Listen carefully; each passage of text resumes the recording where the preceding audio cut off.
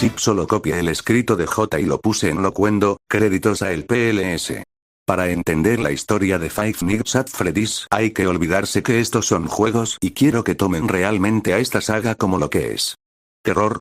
Sí, pero sobre todo, ciencia ficción. Antes de comenzar, quiero decir que esta cronología la realizamos entre 3 youtubers conocidos de Five Nights at Freddy's y yo. Por lo tanto, agradecería que si les gusta el contenido de este juego vayan a visitar sus canales. Ahora sí, empecemos. ¿Qué pasaría si dos amigos se abren una pizzería? Esa es la primera pregunta que hay que plantearnos. Lo normal sería que todo vaya medianamente bien con algún tipo de problemas, pero nada saldría más allá de eso. La pregunta cambia completamente si nos preguntamos qué pasaría si Henry y William abren una pizzería. ¿Quiénes son estos personajes? En un principio, grandes amigos. Henry, por un lado, era un ferviente y talentoso mecánico que cuidaba a su única hija, Charlie. No sabemos nada de su esposa, ni siquiera si tiene a alguien más en su familia. Y por el otro lado, William Afton. La familia de Afton estaba compuesta por 5 miembros. William, una persona con mucho dinero y con buena capacidad para la mecánica. Su hija menor, Elizabeth. Este pendejo que no sabemos el nombre, pero llora todo el tiempo, así que vamos a ponerle Crying Child. Michael Afton, su hijo mayor y su esposa, de quien no se sabe nada. Estos dos personajes unieron sus capacidades de mecánicos y con el buen capital que tenía William ahorrado, entre los dos abrieron un restaurante. Así fue como entre los años 1980 a 1982, supuestamente, Fredbear Family Diner abrió sus puertas. La principal atracción de este lugar eran los animatrónicos. ¿Qué son? Bueno, básicamente eran robots que podrían ser controlados tanto por ellos mismos como por personas o por almas. Estos animatrónicos habían sido desarrollados por los dueños del restaurante, pero Henry destacó un poco más debido a que hizo un complejo sistema de resortes que permitía a la persona usar estos trajes. Solamente que tenía que ser extremadamente cuidadosa, ya que de lo contrario el mecanismo del mismo se activaría y la persona que esté dentro seguramente quedaría lastimada. Estos trajes híbridos darían a luz en un principio a su principal éxito, Fredbear y Spring Bonnie. Dos animatrónicos que durante esos años 80s habían hecho furor y también les estaba yendo a estos dos amigos que la competencia empezó a llegar. Y es por eso que a unos pocos meses de la salida de Fredbear Family Diner llegaría su competencia, Fazbear Entertainment, pero que esta no sería relevante hasta en un futuro. En paralelo a estos hechos, empezaban a haber roces entre la dupla principal, ya que William no solamente había abierto el restaurante para comer, sino que detrás de sus intenciones había algo mucho más oscuro, matar gente. Es por eso que en una fecha que desconocemos, William creó un nuevo local, Circus Baby Pizza World, y es en este donde presentaría sus nuevos animatrónicos, los Funtime. Estos animatrónicos estarían hechos bajo la empresa Afton Robotics, que como podrán imaginar, esta empresa era de William. Aunque los Funtime no eran animatrónicos normales, si bien tenían características muy innovadoras con respecto a los primeros trajes híbridos, estos Funtime estarían creados específicamente para matar. Una inteligencia artificial muy avanzada, poder abrir diferentes partes de su cuerpo y la posibilidad de hablar. Claramente no tenían una buena intención, pero a William se le volvería todo en contra cuando el mismo día de la inauguración de su local, a pesar de sus advertencias a Elizabeth, esta entró igual al cuarto donde estaban los animatrónicos para ver si estaba su robot favorito, Baby. Y luego de que este animatrónico le ofreciera un helado para hacer que se acercara a ella, la mata. Oh bueno, no tanto. Mientras a todo esto, recordemos que William pensaba que ya todos los niños estaban capturados dentro de los animatrónicos, debido a que la apertura de su local había sido completamente exitosa. Entonces alerta a toda la gente de una fuga de gas para que así tengan que evacuar el local y él poder ir a ver su recompensa.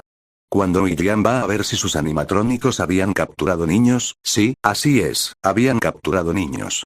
Que eso lo sabemos debido a que en los planos de los animatrónicos aparecen cuerpo dentro de estos robots. Pero también William se daría cuenta de que su animatrónico principal había matado a Elizabeth. O en realidad, su hija estaba tomando el control de Baby debido a que los ojos del animatrónico pasarían de ser azules a como los tenía su hijita, verdes. Por supuesto que William al enterarse de todo esto no sabe qué hacer y es por eso que decide encerrarla en Circus Baby Entertainment, un lugar ubicado debajo de Circus Baby. Tras el cierre de Circus Baby y la incertidumbre de lo ocurrido con su hija menor, estas cosas empezarían a afectar a William Afton, dando comienzo a su declive.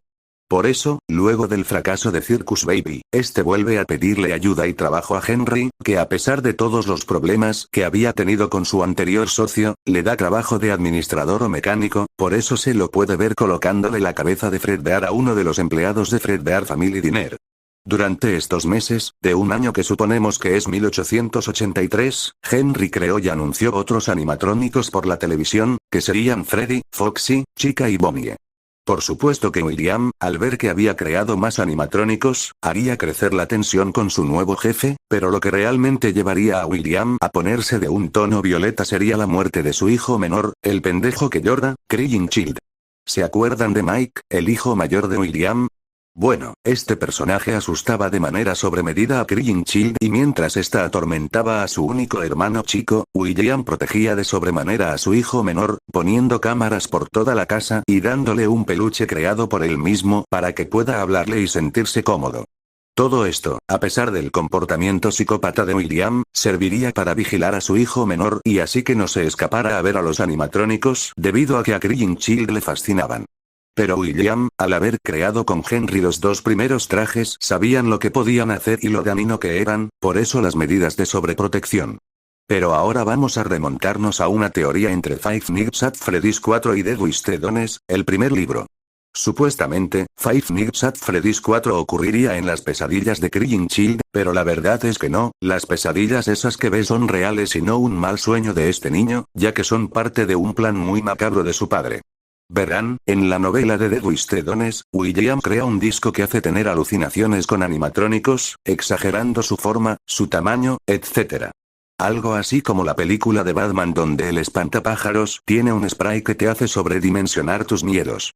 ¿Y cómo se relaciona esto con el juego?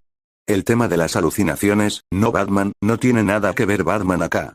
Bueno, tenemos que remontarnos a Five Nights at Freddy's Ultimate Custom Night, en donde los animatrónicos Nightmares aparecen en este juego, pero en este juego controlamos a William, entonces es imposible que William logre saber con exactitud cómo son estos animatrónicos si es que en realidad son las pesadillas de su hijo menor.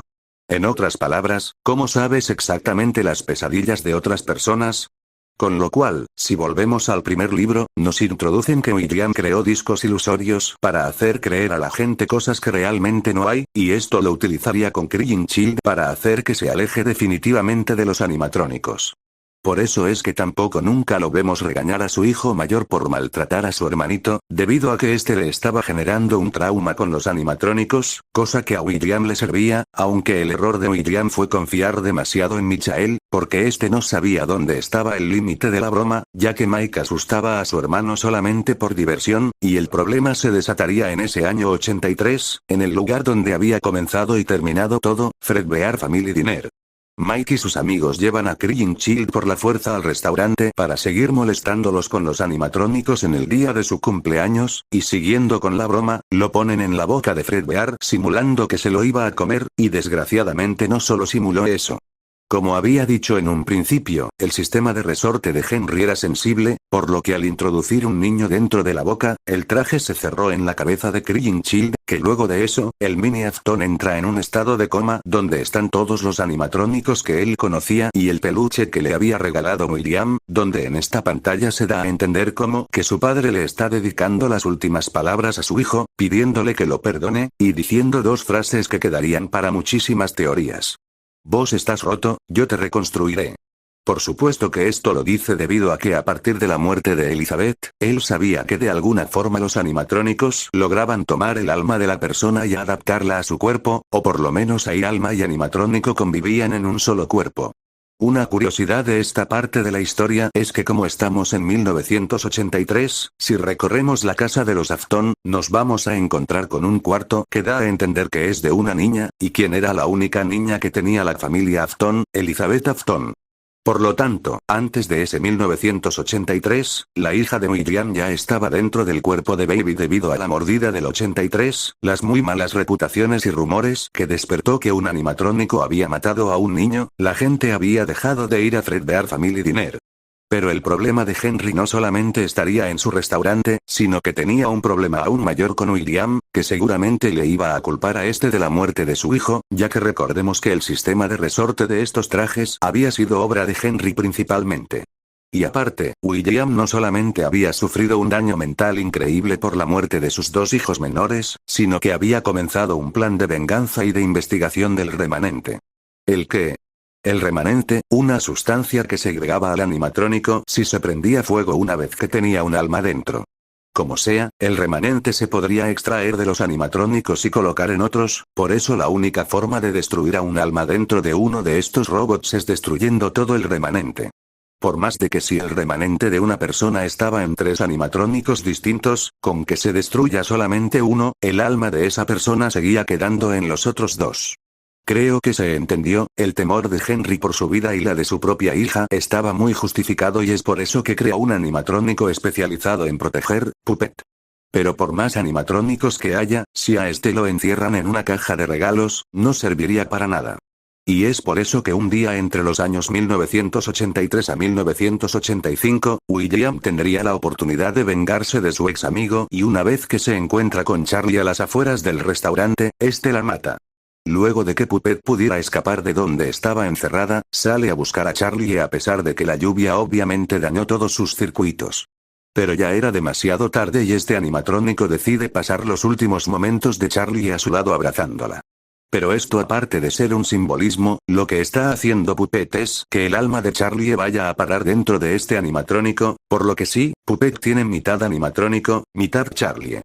Henry, al enterarse de la muerte de su hija, empezó una investigación judicial que nunca pudo llegar a nada, ya que William, o mejor dicho, Purpley, había logrado salirse con la suya y debido a esto, Henry desaparece por completo vendiendo todos los animatrónicos a Fazbear Entertainment, la empresa que había estado esperando todo este momento para tener animatrónicos, ahora salía a la luz. Mientras todo esto pasaba, si bien la investigación de la policía no había llegado a ningún puerto, dudaban de William y es por eso que este se alejaría un tiempo de situaciones de peligro, ya que no quería ser atrapado. Por eso le cuenta a Mike que su hermana seguía viva dentro del cuerpo de un animatrónico y que tenía que ir a buscarla, que estaba en el subsuelo de Circus Baby. Mike no entendió absolutamente nada de lo que su padre le dijo, pero aún así le hizo caso ya que él se sentía culpable por la muerte de su hermano más chico y haría lo que sea para salvar a su hermana. Es por eso que este baja a las profundidades de Circus Baby Pixar World y se encuentra con lo que su padre le había dicho, su hermana era un animatrónico. Desde ya que Mike tenía las mismas dudas que su padre en cuanto a cómo sacar a su familiar de ahí, pero eso lo resolvería Baby sola, porque tras seguir al pie de la letra todo lo que le decía su supuesta hermana, los animatrónicos Funtime se fusionarían en uno solo, dando lugar a una nueva entidad, Enart. Y este da a entender que la única manera de salir de Circus Baby Pixar World era hacerlos todos juntos, pero en el cuerpo de Michael. ¿Y cómo harían esto? Bueno, recordemos que este lugar también es el laboratorio de su padre y acá es cuando Michael descubriría la Scooper, una máquina que serviría para extraer el remanente de los animatrónicos. Bueno, esa misma máquina le inyectaría en a Mike y tras pensar que estaba muerto, se confirma que claramente no. Lo que pasaría en las siguientes horas es que Mike expulsa a todos los animatrónicos de su cuerpo debido a que no aguantaba toda esa cantidad de remanente. Y luego de que se desmayara al borde de la muerte, una voz, la voz de su hermana, le dice, esto hace que Mike se levante y pueda estar vivo debido a que todavía en su cuerpo tenía remanente. Y como habíamos dicho, el remanente solamente puede destruirse si estaba todo junto, por lo que Mike y los animatrónicos Funtime estaban directamente relacionados. A pesar de esto, su hermana escapa junto con Enart por las alcantarillas para luego dar paso a que la pantalla se apague y empieza a sonar un mensaje de Mike dirigido a su padre, terminando con la frase, iré a buscarte. Volviendo a Fazbear Entertainment, ¿se acuerdan que esta empresa con la partida de Henry había comprado todos sus animatrónicos? Bueno, ahora en Freddy Fazbear Pizza, un local que cronológicamente debió haber estado hasta 1985 debido a que en una llamada de Fungi en Five Nights at Freddy's 2 durante la quinta noche hace referencia a que un restaurante había cerrado hacía un par de años, 2 o más, un par.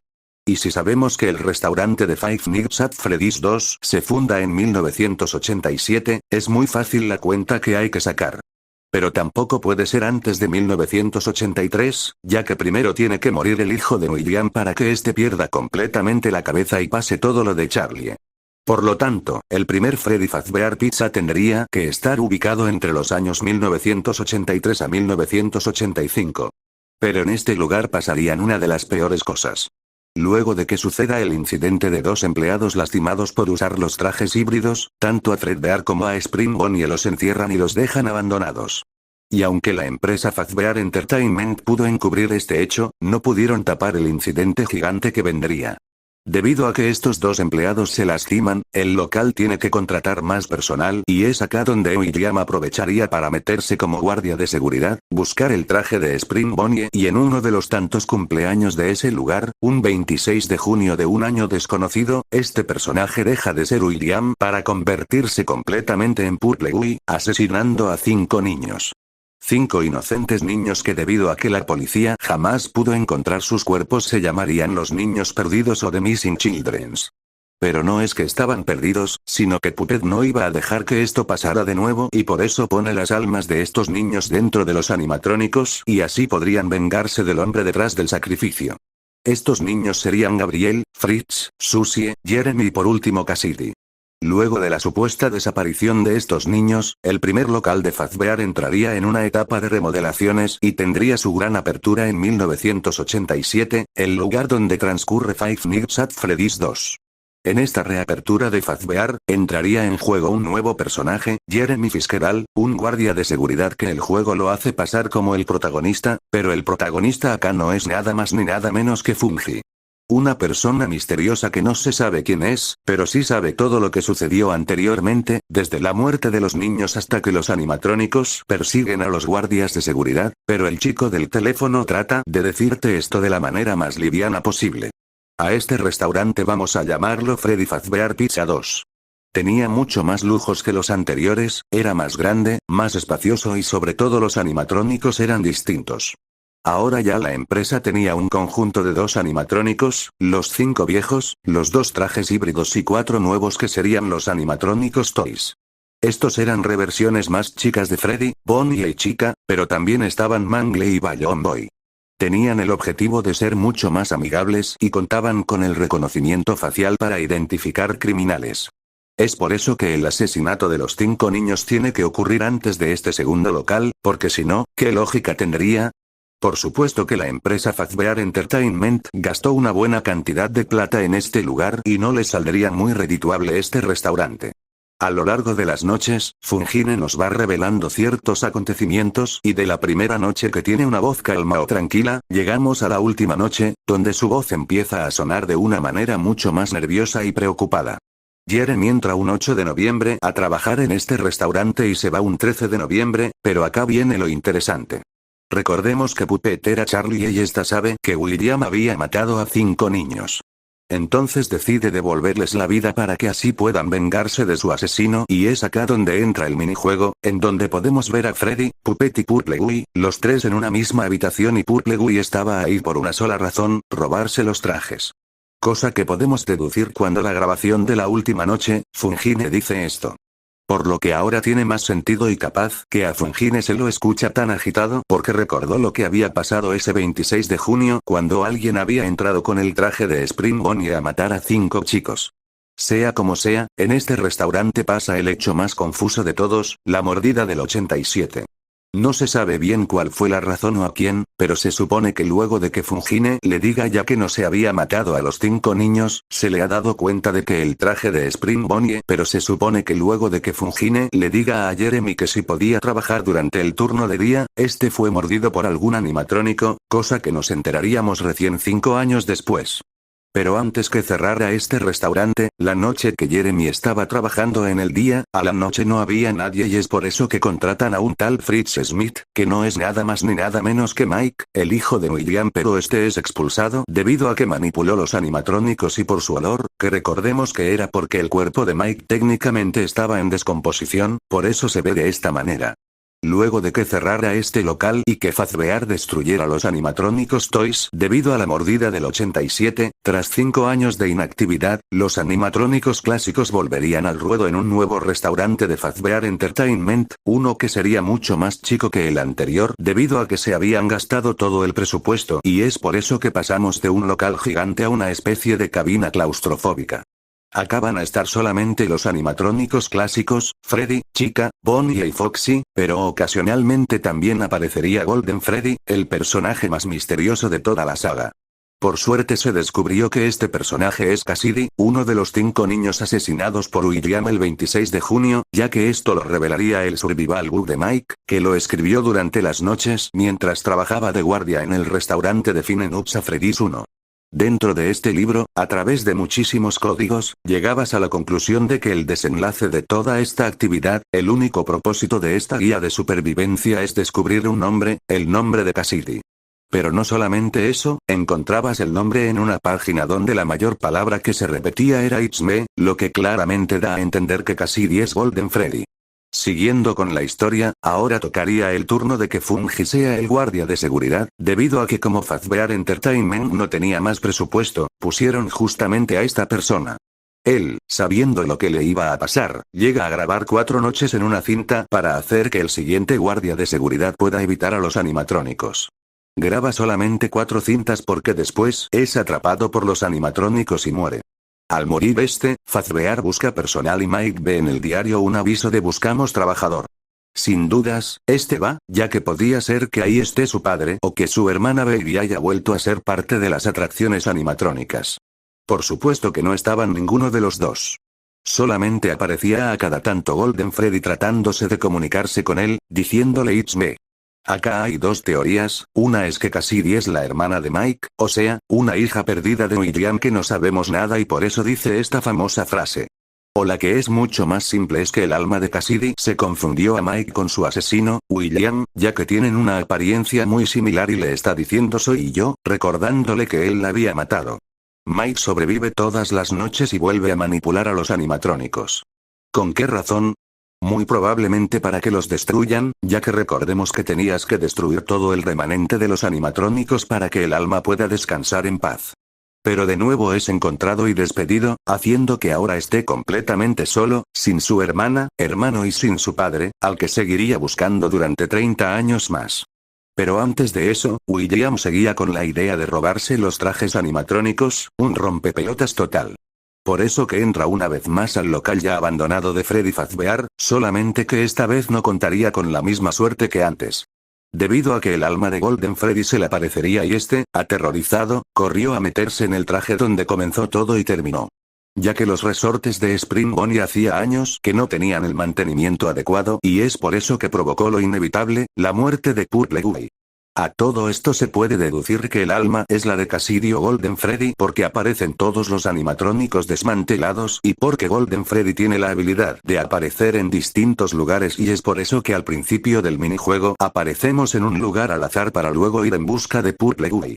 Ahora sí, 30 años después, luego de que Fazbear Entertainment cierre, estos crearían Fazbear Freak, dejando el negocio de la comida para meterse de lleno en el negocio del terror. Mike entra a trabajar en esta empresa debido a que él seguía buscando a su padre y es acá que luego de encontrarse con Springtrap, o como se llamaba hace 30 años, Spring Bonnie, logra identificar al que era su padre, William, Purple Guy haya estado 30 años en un traje animatrónico. Y una vez que lo encontró, Mike decide hacer lo que hace mucho tiempo quería, él prende fuego toda la atracción y así de una buena vez por todas su padre podría descansar en paz. Pero en contra de lo que pensaba, los fundadores de esta atracción lograron rescatar todo justo a tiempo, incluyendo a Springtrap. Y acá aparecería el personaje que terminaría todo, vuelve a la escena para acabar con lo que alguna vez fue su mejor amigo. Vuelve Henry. Él entendería toda la situación que veníamos contando hasta este momento, desde los 5 niños, el remanente, los planes de William, todo. Por eso que hace un plan para acabar con los animatrónicos que estaban libres, Henry iba a mandarle un mensaje que atrayera al alma dentro del robot, un mensaje dirigido a la persona que alguna vez fuese animatrónico.